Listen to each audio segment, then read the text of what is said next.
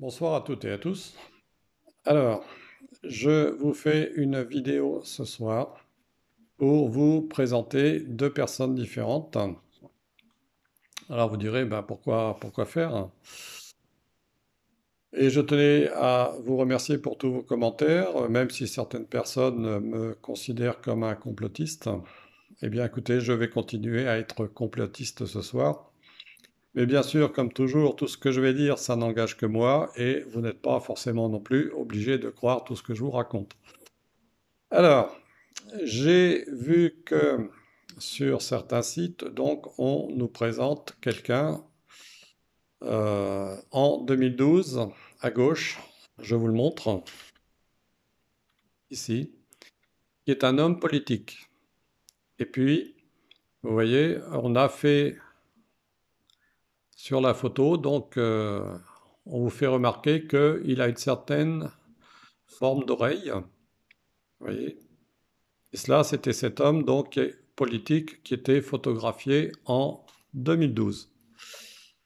Alors, un autre homme politique, lui, photographié en 2020, vous voyez, il présente au niveau de son oreille des caractéristiques différentes de celui que je vous ai montré. De plus, au niveau de la façon dont il noue sa cravate, ça n'est quand même pas tout à fait la même chose. Et apparemment, ces deux hommes ont des couleurs d'yeux qui sont différents. Alors vous direz, ben, pourquoi est-ce que Daniel nous fait une présentation de photos d'hommes politiques différents? Bah écoutez, je vous les présente parce que on nous présente ces deux hommes-là, celui de 2012 et celui de 2020, comme étant Joe Robinette Biden.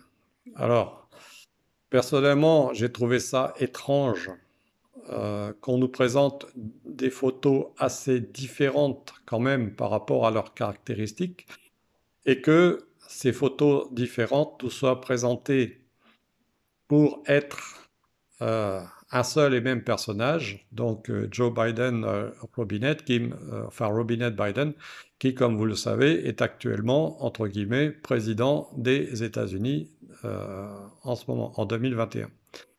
Alors j'ai fait un certain nombre de recherches avec un pendule. Alors je sais que certaines personnes ont contesté par le passé la façon dont j'utilise le pendule. Et j'ai actuellement, donc, en dehors d'un pendule en shungite, j'ai ce nouveau pendule en métal qu'on m'a conseillé à prendre de façon occulte parce que celui que j'avais, qui était en céramique, le pendule de Toth, a fait une malencontreuse chute sur le sol et il s'est brisé. Donc, il est devenu inutilisable. Alors, c'est un pendule du même type, donc c'est un pendule émetteur-récepteur, et là, c'est un pendule de type égyptien. Il est quand même assez grand, il fait à peu près 8 cm et il pèse près de 100 grammes. Alors, à côté, vous avez ce qu'on appelle un bâton de soufre, vous voyez, avec lequel vous pouvez vous frotter les mains. Et en plus, quand vous frottez les photos, vous voyez, ça, quand vous frottez une photo, donc ça désactive éventuellement ce qui a pu être mis avant et qui pourrait éventuellement influencer le pendule dans un sens ou dans un autre. Ça permet de le neutraliser en fait à l'utilisation et c'est quand même assez pratique. Alors j'ai travaillé quand même sans appareil électromagnétique à côté de façon à ce que mon pendule ne soit pas perturbé, si vous voulez, par les vibrations de mon propre téléphone portable et par les vibrations de ma tablette avant de vous faire cet enregistrement. Et j'ai utilisé un certain nombre de cadrans pour pouvoir faire certaines vérifications par rapport aux photos qui sont présentées donc à gauche et aux photos qui sont présentées à droite. Alors pour les deux hommes, donc j'ai utilisé ici ce qu'on appelle un cadran de vitalité, vous voyez, qui est en couleur et gradué de 0 à 100. Et j'ai posé la question concernant donc l'homme de gauche pour savoir quelle était sa vitalité physique et le résultat que j'ai obtenu était 0. Pour celui de droite, j'ai posé la question quelle était sa vitalité physique et j'ai obtenu, si vous voulez, cette échelle donc à la frontière entre 10 et 20. Donc c'est un homme dont la vitalité est très basse sur le plan physique. Alors ensuite, j'ai utilisé un autre cadran ici. Donc là encore, c'est un cadran du niveau vibratoire, donc toujours en unité Bovis. Alors, pour celui de gauche de 2012, j'ai obtenu toujours 0. Et pour celui de droite, j'ai obtenu ici ce niveau ici qui est légèrement orangé, sur lequel il est écrit lourdement pathogène sur le plan physique. Donc apparemment, c'est un homme qui est malade. Voilà. Ce sont les questions que j'ai posées au pendule.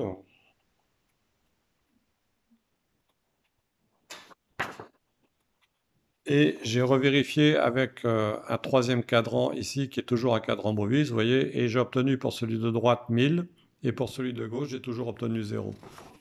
Donc, à la question de savoir si celui de gauche, donc que vous voyez à nouveau que je vous remontre, vous voyez, et regardez bien la façon dont sa cravate était nouée sur les deux photos, eh bien, j'ai posé la question de savoir s'il était encore incarné sur Terre.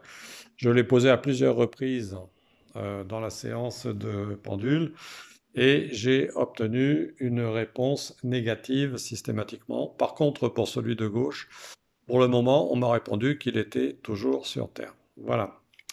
Alors, pour terminer cet enregistrement, je vais vous montrer donc une interview qui a été faite pour celui de gauche, qui était présenté comme le sénateur Biden en 2008, donc une interview concernant apparemment un problème pour les hôpitaux américains. Je vous la passe dans quelques instants.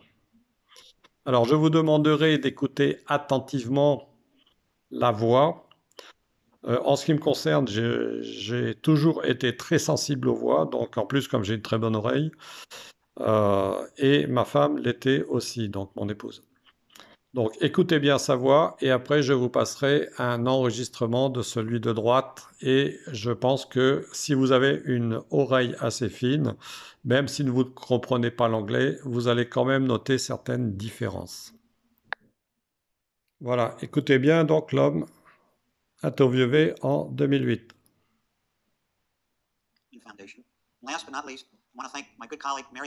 Ah, attendez, je vais ralentir le rythme.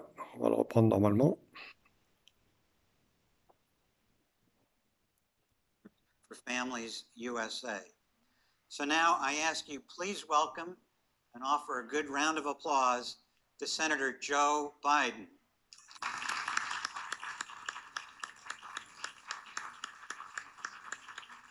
Thank you very much for having me.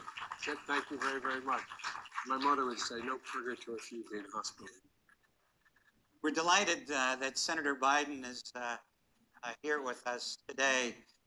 I think, Senator, you have the distinction of being the presidential candidate who's been in Congress longer than any of the other candidates. That's true, and acquired more health care bills than anyone.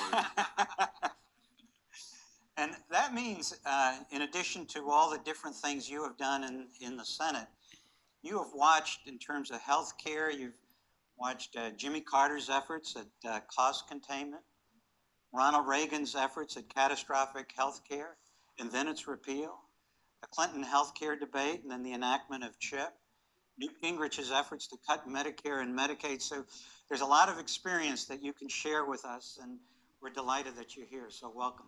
Thank you very much. I now have the pleasure to turn this over to the moderator of each of these programs, the chief health correspondent for the NewsHour with Jim Lehrer, Sue Denser. Thank you very much, Ron. Very much, and let me add my welcome to you too, Senator Biden. We're all very happy to be here with you today to participate in this important forum. I have the pleasure now of introducing my fellow journalists who will join me today in questioning you. They are Laura Meckler of the Wall Street Journal, Julie Rovner of National Public Radio, and Rick Klein of ABC News. As you know, by prearrangement with the candidates we're working through with in these forums, we've posed the same first question in advance to give you an opportunity to have a 5-minute statement at the outset. We also did the same thing with the closing question. I'll give that to you a bit later today. For the other questions, we've allotted you up to 2 minutes for each response and up to 1 Oui, minute là, la for each journaliste lui follow-up dit qu'elle va question. l'interroger avec Senator, un you certain have our opening protocole, donc question, il which is pourra this. répondre Do you believe all dans un temps Americans limité. should have health insurance coverage? And if so, and if you're elected president, how will you move toward this goal? Well, I do think all Americans should have health care coverage.